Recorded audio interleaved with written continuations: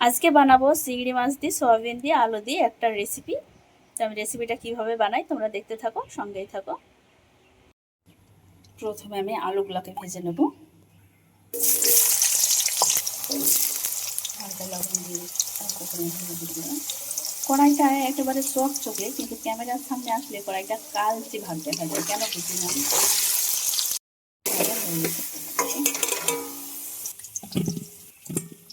এবার আমি সয়াবিনগুলো ভেজে নেবো। সয়াবিনগুলোয় লবণ আর হলুদ মাখিয়ে রেখেছি।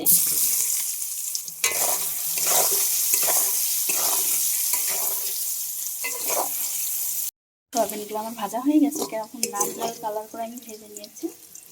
তো কারেন্টটাও চলে গেল। আমি আলু ভাজার পাশেই রাখবো। আর কিছুটা তেল দিয়ে দেব। অনেক তেল দিয়ে সয়াবিনটা ভাজা হয়েছে, যখন ঝোলের জন্য জল দেব ওই তেলটা তখন ছেড়ে দেবে।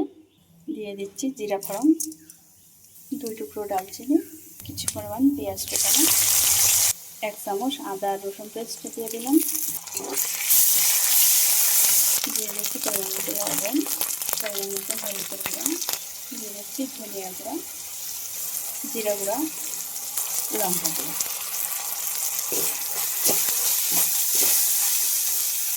এবার দিয়ে দেবো চিংড়ি মাছগুলো।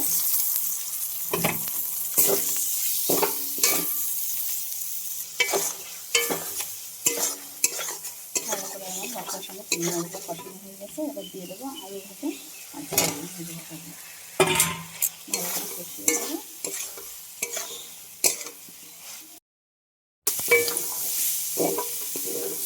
মশলার সঙ্গে ভালো করে কষানো হয়ে গেছে। আলু চিংড়ি মাছ সয়াবিন, আমি এবার জল দিয়ে দিচ্ছি। ডাল মাখা শুরু করবো।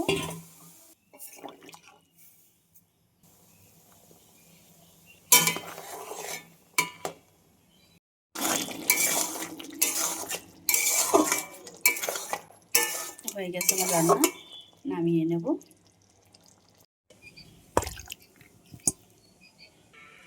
এই যে, তো তোমরা সবাই ভালো থেকো, সুস্থ থাকো আমার মিষ্টি বন্ধুরা।